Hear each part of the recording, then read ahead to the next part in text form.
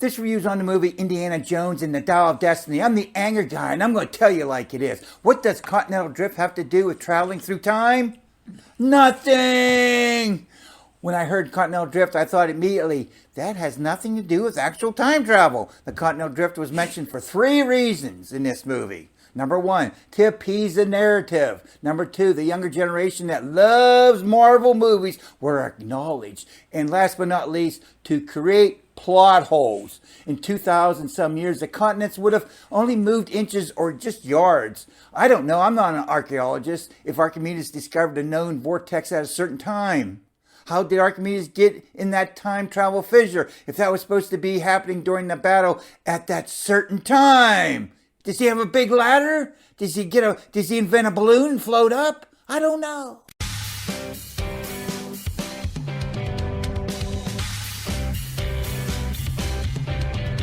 The film starts with a younger Indiana Jones. While fighting the Nazis, Basil, Toby Jones, finds one half of the Archimedes dial, an ancient metal clockwork device that could be used to read fissures and what time they appear and where at, potentially allowing the user to travel through time by locating the right fissure at the right time and come back through it before it closes.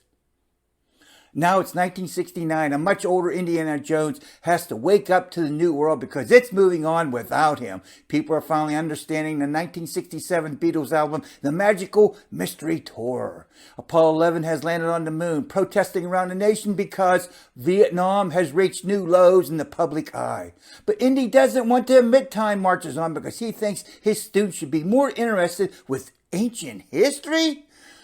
Plus, Indy is in a funk because he recognizes his entire body hurts. Most of his friends are dead, has very little money, lives in a dingy apartment. Retirement is knocking at his front door. And most of all, something tragic has happened in his life which led to the inevitable of signing divorce papers.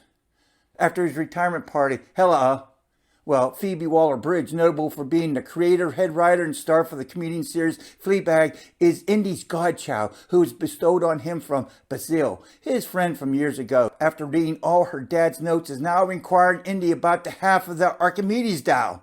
Then the fun begins.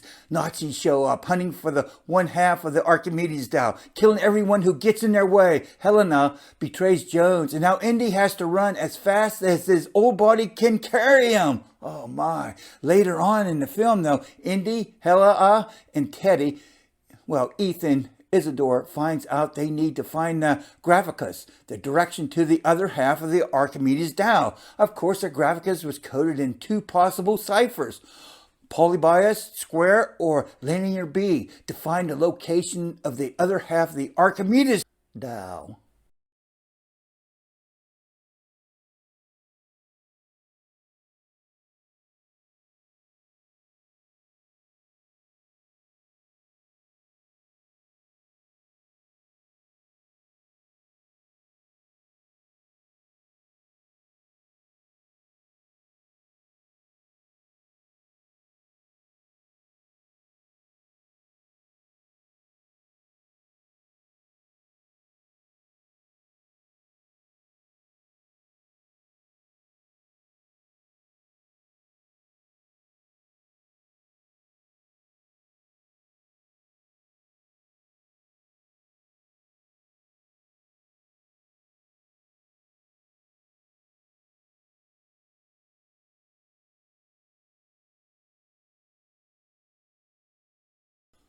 The detail in the film was amazing, even showing an old Coke machine from the 60s. The detail in the film was so over the top, I started to look for things I recognized. One item I did find was there was no small rectangle metal shaped ashtrays in the armrest of the passenger seats on the Pan Am flight. Gotcha! The action sequences were excellent, knowing Darwell Harrison Ford is not doing them, and that's okay. And if Archimedes was as smart as he was, he would have set a default destination directly coming back home, knowing a vortex would have been there. But how did Archimedes get in that time travel fission?